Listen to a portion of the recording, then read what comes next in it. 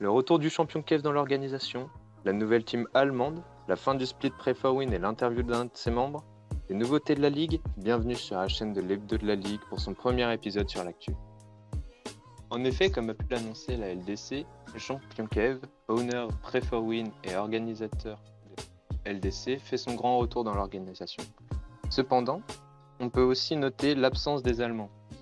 Cette fois-ci, ils feront la Ligue sous un autre nom, la Vitality. En plus du rename des Allemands, la Pre-4Win a elle aussi changé, car rassemblant les deux teams. On a réussi à interviewer un de leurs membres, Skildus, qui est également organisateur de la LDC. Alors bonjour, est-ce que tu peux faire une présentation de toi-même s'il te plaît? Ouais, alors du coup, mon pseudo in-game c'est Skildus. Je suis organisateur de pas mal de choses sur Minecraft, notamment la Ligue des Clans, qui est en rapport avec l'hebdo de la Ligue. Donc je suis organisateur de la Ligue des Clans, je joue aussi dans un clan qui est le clan Pre-4Win actuellement. Et puis voilà, globalement c'est tout ce que je peux dire sur moi important. Alors dans un premier temps, on va parler de ton entrée Pre-4Win, puis on s'intéressera un peu sur ton rôle en tant qu'organisateur de la Ligue des Clans. Donc qu'est-ce qui t'a donné envie de rejoindre le clan Pre-4Win? Par rapport au clan Pre-4Win, c'est un clan qui de base est assez reconnu pour être vraiment très fort, quoi. Et qui a vraiment une grande histoire et qui ne commence pas au début de la Ligue des Clans, qui commence quand même bien avant. J'ai fait pas mal de clans avant ça, et ce qui m'a donné envie de rejoindre la Pre-4Win maintenant, c'est que je veux tout simplement gagner, et puis c'était à peu près le meilleur choix qui m'était offert pour gagner la Ligue des Clans, en tout cas avec un clan à l'heure actuelle. Quel kit comptes-tu jouer et quel kit penses-tu jouer dans la Pre-4Win? Quel kit que je pensais jouer? Oui. Principalement les kits archer, donc tout ce qui est UHC, Iron, archer. Mais bon, après je suis un peu un couteau suisse, donc je peux jouer à peu près tous les kits.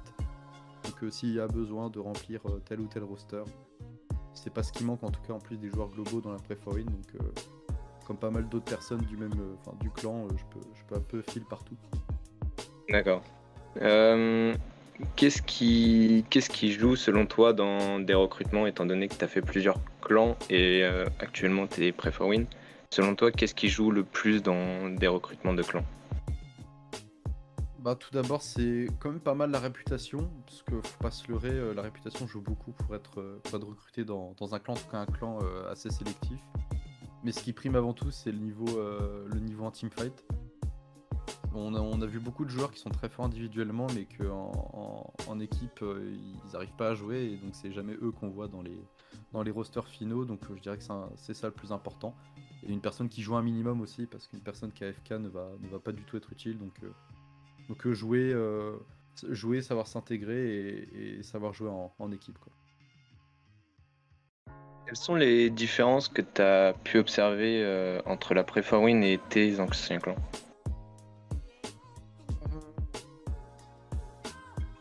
Pas trop de différences notables, mis à part que les personnes qui changeaient. J'ai toujours été dans des clans un peu sérieux, enfin considérés comme sérieux entre guillemets, où c'était un minimum organisé. C'est surtout peut-être dans la Pre-4Win, ils organisent pas mal de tournois en interne. Ça c'est quelque chose qui se fait pas ou très peu dans les autres clans que j'ai pu voir en tout cas. Donc il y a des événements qui sont organisés, comme des tournois ou même peut-être des fois des soirées, et on suit pas mal tout ce qui est tournoi extérieur aussi. Donc à l'intérieur du clan il y a pas mal d'annonces, par exemple sur les tournois de conquête ou les tournois de Stratus. Aussi les tournois de PvP Gym, ça on suit. J'avais pas toute cette suite là dans les autres clans, mais en tout cas dans le clan Pre-4Win, ils relaient pas mal toutes ces infos là.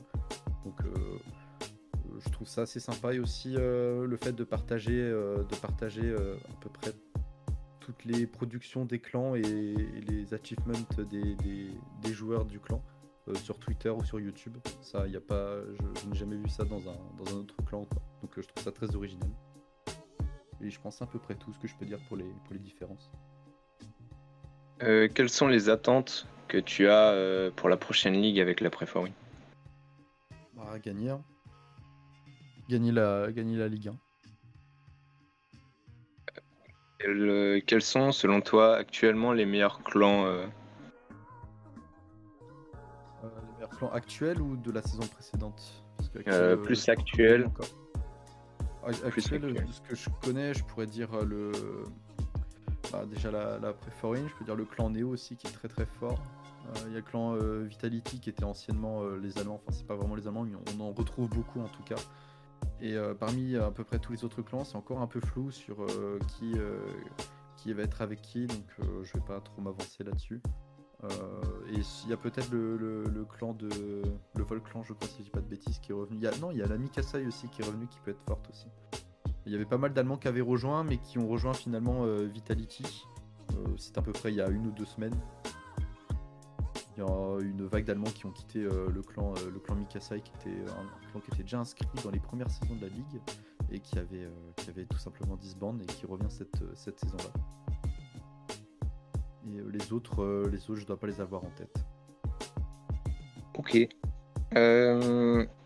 À ton avis, quelles sont les raisons pour lesquelles le clan Preforwin a décidé de split les 2 rosters, enfin se split en 2 rosters, et est-ce que c'est une bonne idée selon toi?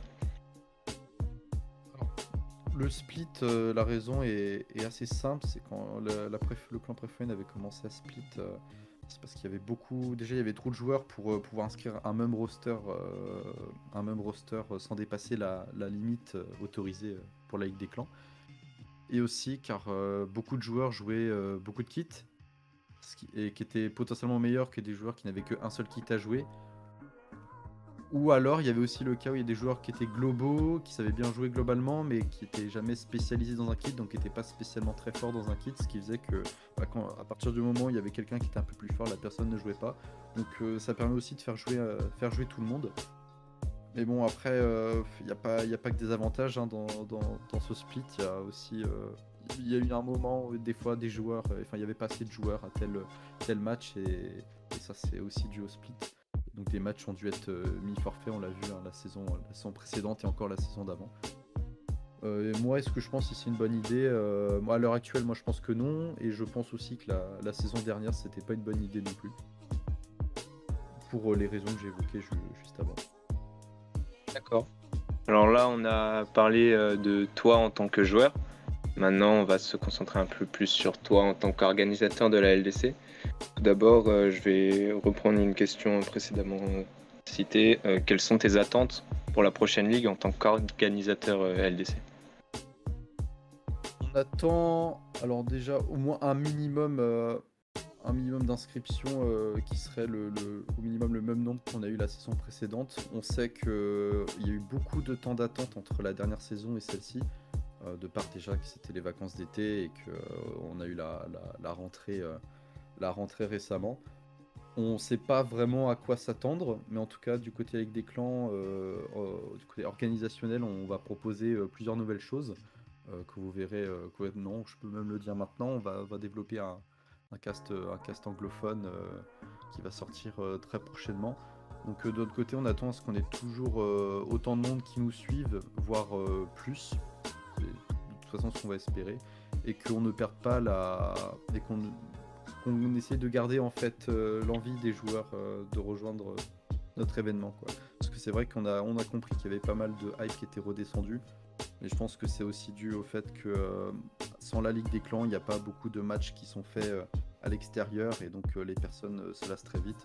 Donc on espère redonner en tout cas l'envie aux joueurs de continuer à faire des matchs de team entre clans, et que cette communauté subsiste. Est-ce qu'il y a des règles qui vont être modifiées dans la prochaine saison? Alors comme toutes les saisons, oui, il y aura des nouvelles règles.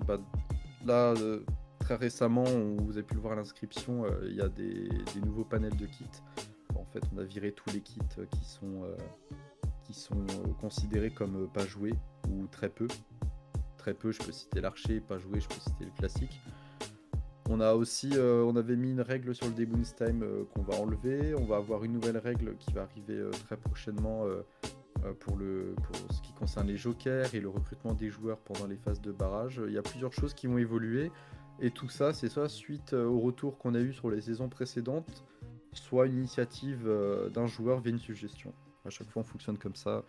Il y aura pas de, en tout cas, il y aura pas de règle qui va changer, en tout cas, tout le déroulement d'une manière assez drastique de comment fonctionne la Ligue des Clans. Il y a quelques jours, Dezd a annoncé son départ et le fait qu'il allait quitter l'organisation de la LDC. Comment en interne vous avez réagi? Alors en interne, on s'en doutait déjà un peu parce que c'était déjà une position qu'il avait prise il y a quelques temps maintenant. Il ne savait pas par rapport à son futur si il allait devoir quitter ou non la Ligue des Clans, donc pour des raisons qui lui sont personnelles, mais qui sont surtout liées à une potentielle inactivité, quoi. C'est pas du tout une embrouille entre nous, un désaccord envers telle ou telle décision. C'est parce qu'il n'aura plus de temps à consacrer à la Ligue des Clans et malheureusement, il ne se voyait pas continuer à être organisateur dans cette situation-là, tout simplement. D'accord. Et dernière question, que penses-tu de l'hebdo de la Ligue en général et surtout de la reprise des vidéos et du nouveau format qui est le journal? Bah, l'hebdo de la Ligue, étant anciennement les chroniques de la Ligue, nous on trouvait que c'était vraiment une très bonne initiative et on regardait ça quand même d'un bon œil. On avait vu, il me semble, deux ou trois vidéos, je sais plus s'il y avait plus que ça, mais en tout cas deux trois vidéos qui nous plaisaient bien. On trouvait le concept sympa, ça permettait d'animer la communauté de la Ligue des Clans, chose qu'on peut pas nous forcément faire lorsqu'on fait déjà du cast, lorsqu'on organise déjà tous les matchs, etc. Et le fait que ça s'est éteint un peu sans qu'on sache trop pourquoi, on trouvait ça dommage. Et le fait que ça reprenne, on trouve ça vraiment cool avec des nouvelles personnes qui sont motivées. Le fait que ça se diversifie aussi par rapport, pas qu'avec les vidéos, mais par rapport, on a vu c'était, si je dis pas de bêtises, le système de paris sur les matchs. On a aussi les formats papier. On trouve ça vraiment sympa comme initiative. Et puis tant que ça peut faire vivre la communauté de la Ligue des Clans, nous on sera contents dans tous les cas.